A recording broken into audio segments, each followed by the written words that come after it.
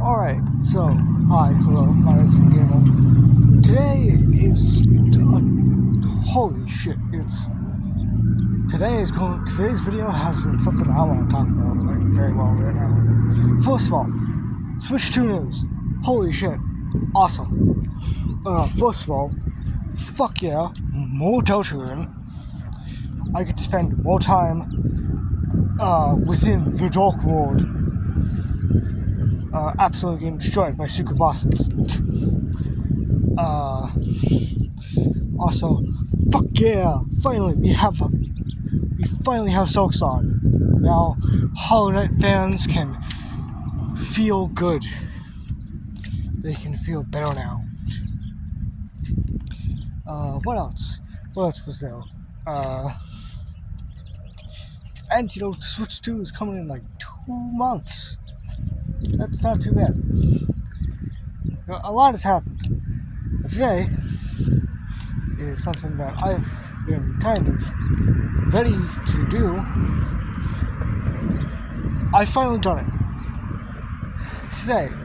This day, I have finally made it to a certain point within Elf Tribe's journey. Within Fall's journey. The part in which we are faced in front of the sword. The very sword that Frog went out to go achieve and get. I have finally made it to the point in which the group is standing in front of the sword, and finally they've made it. They've achieved their quest. We'll have that. Well, let's get a quick recap.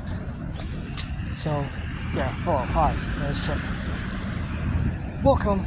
If you don't know, Elf Tribe is serious.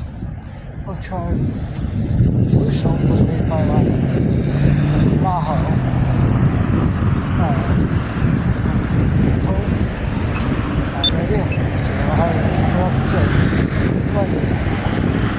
My friend has usually made this place co-creative, which was about the story, went on to prove to his father was strong, and met many people along the way. Ultimate Vision is made by me as co-creator of the original, which is kind of weird. The story takes place boy named Frog is both verbally and maybe physically abused by his father. And as Frog brings up such a subject as sometimes does not work, he then starts to think about what if he ran away. And Frog does. He runs away and sleeps in a cave to be safe. After he sleeps in the cave, he ends up in this toy village and he's able to surprise and then learns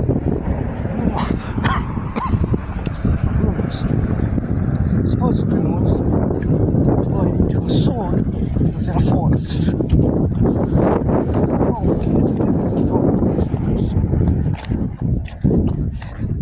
And once he gets his supplies and starts to head out, before he get out fast enough, he is faced with a wanted poster. Well, not a wanted poster, but a missing person's poster with his face on it. Basically, means the world travels very fast within the Earth world. Frog then runs out of the toy, and once out of breath, he stood in front of a man. This man's name is Pin, accompanied by his cat Rad. Rad and Pin must have travelers, but decided they would adventure with Frog only to find out if this supposed sword rumor is true or not. So thus they do adventure, and at one point they take a stop to rest. And, rest they do. Maybe learn more about themselves. Maybe learn more about each other. Once they get up from their next morning and finally make it to the place referred to as Zarko Forest, they are faced with a grumpy gnome who calls himself Gnomezide, or Zide for short. He's a mage and is immediately insulted by Frog, saying, "You can't be a mage, you're too short." And Frog gets nudged in the stomach. Pin apologizes for him, and eventually they're able to convince this mighty gnome wizard to allow them to go through. Before they can do that, they are met with their next party member, Scar, a ex-royal, a part of an elven royal family who's had to run away because the royal life did not suit her, and she just wanted to explore the world. She introduced herself to Frolic and Pin, and eventually, after introductions, they head in. But not before Pin can joke around with Zion just a bit. Before headed into Zarko Forest Maze. Pin enters and is very, very upset that it's a maze they have to go through. Scar appears right next to him out of practical thin air and asks if he does not like my maze either. He gets scared, falls, and his instrument is broken once he comes back into the panel. The instrument that he was playing before.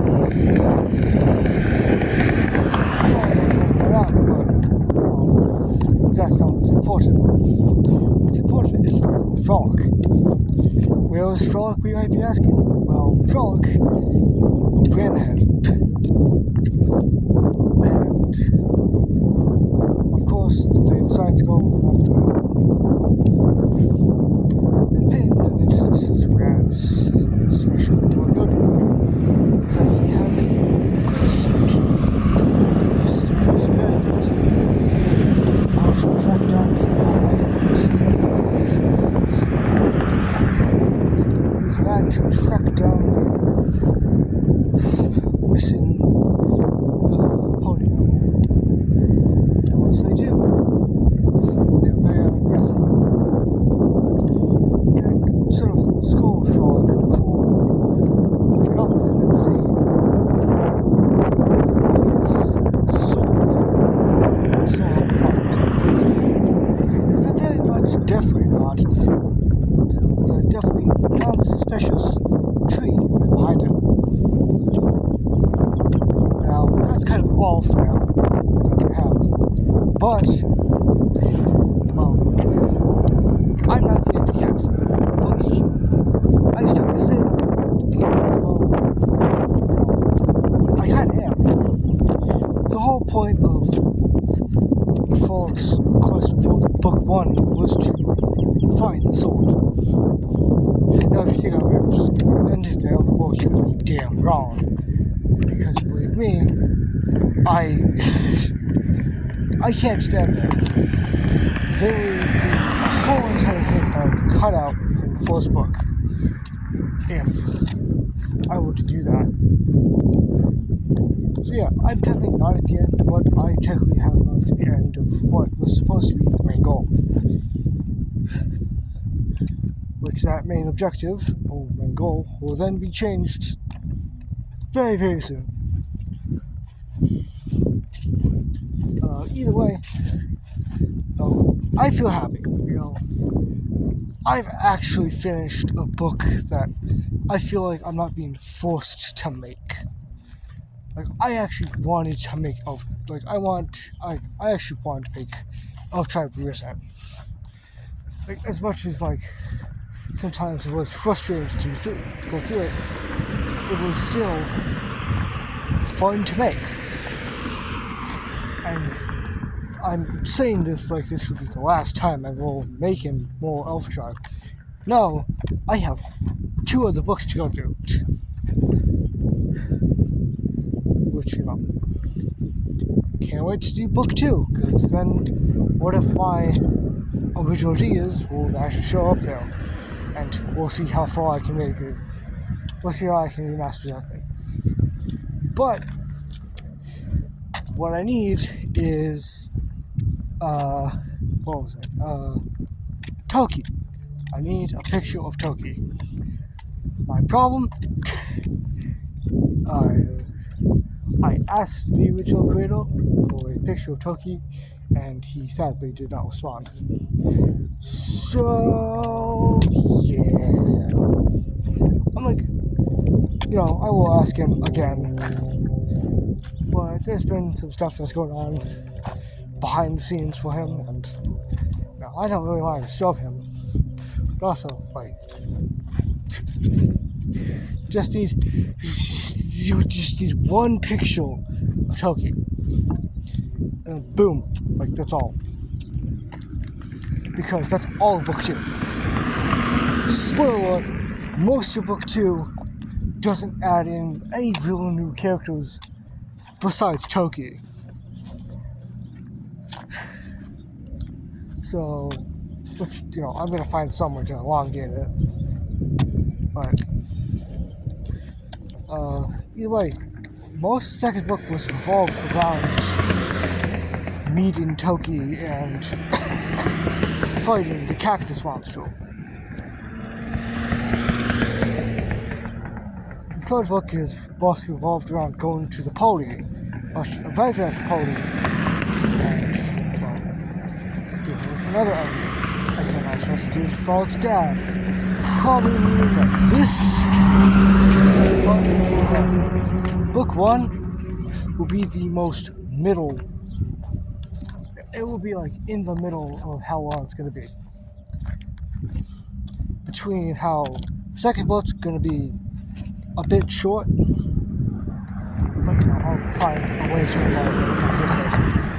And the third book is going to be hella long.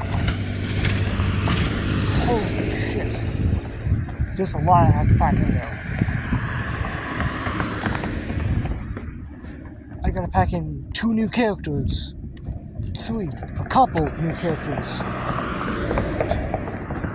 So the sequel series actually coming to fruition. I gotta actually start making ideas for this town, because there's no ideas for it. There's nothing at all. And even then, the rest is gonna be a bit interesting too. I also have to come up with how to do Ian and his Shadow Beast and Frog's dad actually having to fight him. Frog actually having to fight his dad. That's gonna be an interesting experience. And like I said before, I'm still having to come up with ways of how to transfer him. Because I can't just be boop, now you're here now. No, I feel I don't want to add in skips like that. At least not skips that are super long, unless they are story accurate.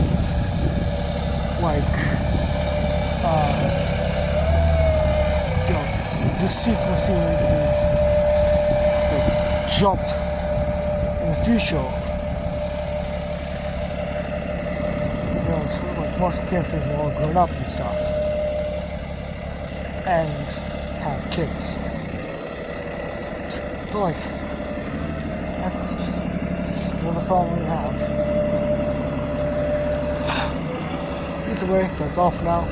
Like, subscribe, and goodbye.